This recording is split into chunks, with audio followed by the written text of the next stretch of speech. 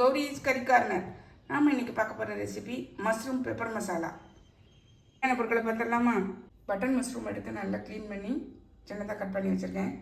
2 பெரிய வெங்காயத்தை சின்னதாக கட் பண்ணி வச்சுருக்கேன். 2 மீடியம் சைஸ் தக்காளியை சின்னதாக கட் பண்ணி வச்சுருக்கேன். 1 டேபிள் ஸ்பூன் அளவு இஞ்சி பூண்டு விழுது, 3/4 டீஸ்பூன் தனி மிளகாய்த்தூள், 1/2 டீஸ்பூன் மல்லித்தூள், 1/2 டீஸ்பூன் மஞ்சள் தூள், 1 டேபிள் ஸ்பூன் மிளகு, 1 டேபிள் ஸ்பூன் பெருஞ்சீரகம். அடுப்பில் பேன் போட்டு ஒரு 3 டேபிள் ஸ்பூன் அளவு எண்ணெய் விட்டுருக்கேன். பொடியை சாப் பண்ண வெங்காயத்தை சேர்த்துடலாம். நல்லா வதங்குது. நல்லா ப்ரௌன் கலராக கோல்டன் ப்ரௌன் கலரில் வதங்கிச்சு பாருங்கள். நம்ம இந்த ஸ்டேஜில் தக்காளி சேர்த்துடலாம். தக்காளி வதங்கிச்சு பாருங்கள். நம்ம இந்த ஸ்டேஜில் இஞ்சி பூண்டு விழுது சேர்த்துடலாம். இந்த ஸ்டேஜில் நம்ம நல்லா சிம்மில் வச்சுக்கலாம். வச்சுட்டு மசாலா சேர்த்துடலாம். 1/2 டீஸ்பூன் மஞ்சள் தூள், 3/4 டீஸ்பூன் தனி மிளகாய் தூள், 1/2 டீஸ்பூன் மல்லித்தூள் நல்லா மிக்ஸ் பண்ணி விட்டுறலாம். சிம்மில் வச்சு மிக்ஸ் பண்ணுங்க. மசாலா நல்லா வதங்கிச்சு பாருங்கள். இப்போ நம்ம 1 டம்ளர் அளவு தண்ணி விட்டுக்கலாம். நல்லா கொதித்து ஒன்றா சேர்ந்து வரட்டும்.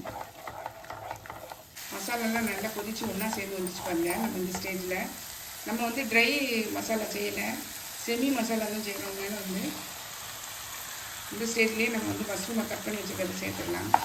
மிக்ஸி ஜார் எடுத்துக்கேன். அதில் 1 டேபிள் ஸ்பூன் அளவு மிளகு, 1 டேபிள் ஸ்பூன் சோம்பு நல்லா திரிச்சிட்டு காமிக்கிறேன். அரைச்சிட்டு வந்துட்டேன் பாருங்கள். நல்லா பவுடர் ஆக்கிட்டு வந்துட்டேன். நல்லா வெந்துருச்சு பாருங்கள். அந்த மஷ்ரூம் போட்ட உடனே தண்ணி விட்டு நல்லா அதுலேயே வெந்துருச்சு. இப்போ சைடில் எல்லாம் பாருங்கள் எண்ணெய் பிரிஞ்சு வந்துருச்சு. நம்ம இந்த ஸ்டேஜில் இந்த மிளகு சோம்பு திரிச்சு வச்சுருக்கோம் இல்லையா, அதை இதில் சேர்த்துடலாம். உங்களுக்கு காரம் வேணும்னா இன்னும் கூட ஒரு 1/2 டீஸ்பூன் மிளகு சேர்த்துக்கலாம். அப்படியே நல்லா கிளறி விட்டுட்டு சிம்மில் ஒரு 2 செகண்ட் வச்சுட்டு நீங்கள் இறக்கிடலாம். உப்பு சேர்த்துடலாம். வெங்காயம் வதங்கும் போதே நான் கொஞ்சம் உப்பு சேர்த்துட்டேன். அதனால இதுக்கு மட்டும் கொஞ்சமாக சேர்த்துக்கிறேன். நல்லா கொதிச்சு ஒன்றா சேர்ந்து வரட்டும். நல்லா ஒன்றா சேர்ந்து இந்த எண்ணெயெல்லாம் பிரிஞ்சு வந்துச்சு பாருங்கள். நம்ம இந்த ஸ்டேஜில் கருவேப்பிலையை தூவி அப்படியே ஒரு கிளறி நம்ம இறக்கிடலாங்க. அவ்வளோதாங்க நம்மளுடைய பெப்பர் மஷ்ரூம் மசாலா சூப்பராக ரெடி ஆகிடுச்சு. சாதத்தோடு இதெல்லாம் சாப்பிட்றதுக்கு செம்மையாக இருக்கும். நம்மளுடைய மஷ்ரூம் பெப்பர் மசாலா பாருங்கள், செம்ம டேஸ்டியாக சூப்பராக ரெடி ஆகிடுச்சு. இது சாதத்தோடு வச்சு சாப்பிடும்போது செம்மையாக இருக்கும். அதே மாதிரி தோசை, பரோட்டா, சப்பாத்தி இந்த மாதிரி ஐட்டங்களோடு வச்சு சாப்பிடும்போது செம்ம டேஸ்டியாக இருக்குங்க. கண்டிப்பாக ட்ரை பண்ணி பாருங்கள். ட்ரை பண்ணி பார்த்து கமெண்ட்டில் சொல்லுங்கள், லைக் பண்ணுங்கள், ஷேர் பண்ணுங்கள், சப்ஸ்கிரைப் பண்ணுங்கள், பக்கத்தில் உள்ள பெல் ஐக்கானை கிளிக் பண்ணுங்கள். நாளைக்கு வேறு ஒரு ரெசிபியில் உங்களை சந்திக்கிறேன். Bye, thank you.